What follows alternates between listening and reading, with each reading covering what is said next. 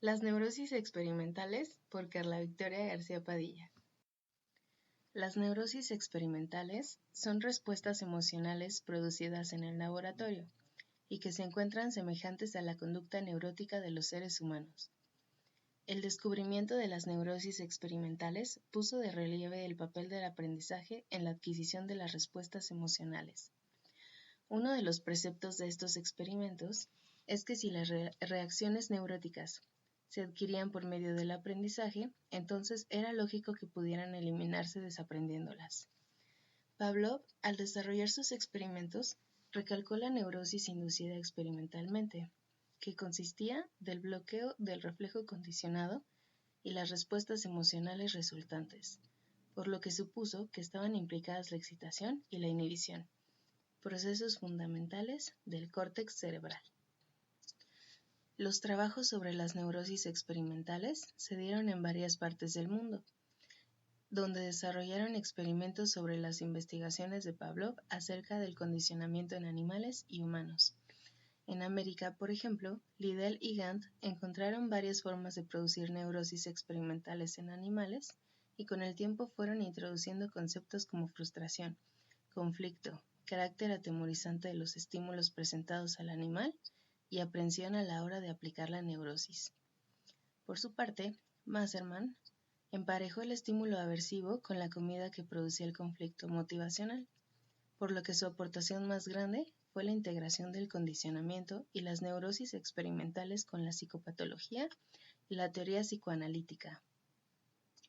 En Rusia, Krasnogorsky hizo un descubrimiento similar al de las reacciones neuróticas en los perros, pero esta vez con niños, que se irritaban cuando se les producían discriminaciones difíciles.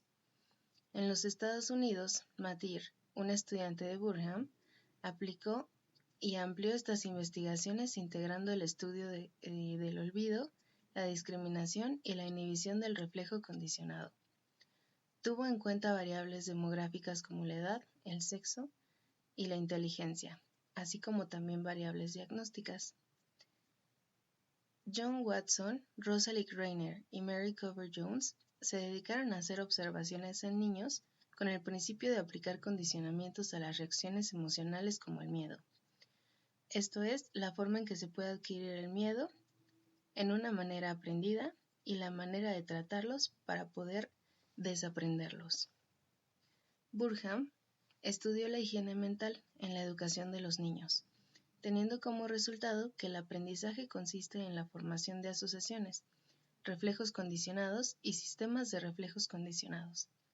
En 1924 mencionó: la educación es un intento sistemático de desarrollar reflejos condicionados que impliquen un ajuste normal al ambiente y una actividad eficiente. Pensaba que la acción directa para eliminar el miedo era enfrentarse a la situación que él producía y habituarse parcialmente hasta acostumbrarse a él. Maurer hizo una aplicación fundamental de los principios del condicionamiento, la modificación de la conducta. Estaba haciendo estudios en donde verificó cómo ayudar a los niños a controlar la micción mientras dormían. Lo que hizo fue poner un timbre en la almohada del niño y cada vez que comenzaba a mojar la cama, empezaba a sonar el timbre, con lo que empezaron a haber resultados en cuanto al control de la vejiga y por ende al control de la micción. Sin embargo, no fue la primera vez que se utilizaron estos experimentos. Hubo otros médicos, como Nie y Faundler, que ya habían probado este método antes. Por supuesto, todos fueron igualmente positivos. En Rusia, Bechterev utilizó el condicionamiento para explicar los problemas psicopatológicos de la histeria y la perversión sexual. Kantorovich utilizó el condicionamiento con alcohólicos. Rubinstein, por su parte, aplicó este mismo principio a las adicciones a las drogas, tal como la morfina. En cuanto al condicionamiento verbal y la psicoterapia, podemos ver que Skinner señalaba que el receptor proporcionaba refuerzos condicionados generalizados que mantenían el habla. Krasner fue uno de los representantes que utilizó el papel del condicionamiento verbal en la psicoterapia, que afirmaba que un factor común a toda psicoterapia era la presencia de otra persona, en este caso, el terapeuta, que escuchaba, prestaba atención y mostraba interés por los problemas del paciente. En una palabra, proporcionaba reforzadores condicionados generalizados. El considerar el proceso psicoterapéutico desde el punto de vista del condicionamiento verbal dio pie a un acercamiento entre la psicología experimental y la psicología clínica. Por ello, empezó a haber desarrollo en la modificación de la conducta. Wolff, en sus estudios en Sudáfrica, mencionaba que sí puede hacerse que ocurra una respuesta antagónica a la ansiedad, en presencia de estímulos ansiogénicos, de forma que se consiga una supresión parcial o completa de las respuestas de ansiedad. También se habrá conseguido debilitar el vínculo entre esos estímulos y las respuestas de ansiedad. Las terapias usadas son la relajación, la conducta asertiva y las respuestas sexuales. Eysenck realizaba investigaciones relacionadas con cuestiones teóricas básicas sobre la psicopatología, utilizando grandes grupos de sujetos. Y Shapiro se dedicaba a la investigación relacionada con el estudio y el tratamiento clínico del individuo, por lo que su interés estaba dirigido más hacia el paciente individual y hacia este tipo de técnicas.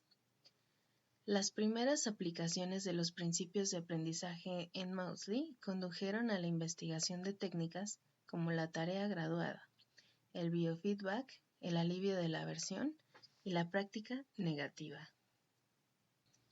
Rahman, Marx y Helder han llevado investigaciones sobre la terapia de conducta como la desensibilización, la inundación, el modelado y la terapia aversiva. La desensibilización sistemática se emplea en el tratamiento de conductas desadaptativas, basadas en la ansiedad y en reacciones de evitación, por lo que incluye elementos como el entrenamiento de relajación, la elaboración de una jerarquía de situaciones ansiógenas y el emparejamiento de los ítems de esta jerarquía, normalmente imaginados, con el estado de la relajación.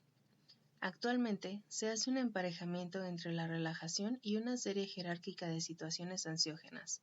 La hipnosis es utilizada como un método de relajación. Puede eliminar los miedos relacionados con la interacción social o sexual. La inundación y la terapia impulsiva es usada como un tratamiento a las respuestas de evitación, donde se expone al cliente a estímulos ansiógenos de gran intensidad, queriendo extinguir la respuesta condicionada. En terapia, el cliente imagina durante largos periodos escenas atemorizantes, y entre mayor duración de la escena, es mayor la reducción de la conducta. La terapia aversiva es un conjunto de técnicas en las que se utilizan eventos aversivos como elemento primordial para modificar la conducta, por lo que pueden usarse estímulos aversivos eléctricos, químicos, olores y sonidos desagradables para evadir una conducta. El condicionamiento encubierto es la conducta manifiesta que puede modificarse imaginándose a uno mismo realizando una conducta concreta y recibiendo diversas consecuencias. Los eventos y las consecuencias imaginarias deben de transferirse a las situaciones reales. Este tipo de terapia puede modificar conductas como comer y beber en exceso, el abuso del alcohol y las conductas sexuales desviadas. La terapia de modelado dice que el aprendizaje por modelado se produce por la mera observación de alguien que realiza una conducta. El paciente puede adquirir respuestas deseadas sin necesidad de realizarlas él mismo. Consiste en la observación de la conducta de un modelo, filmado o en vivo. Y finalmente, el biofeedback. Consiste en proporcionar a una persona información sobre un aspecto de los procesos fisiológicos que se están dando en su organismo, por lo que se conecta al paciente a un aparato, que puede ser un polígrafo o un electrocardiograma, el cual va a registrar las respuestas de su cuerpo. Muchas gracias.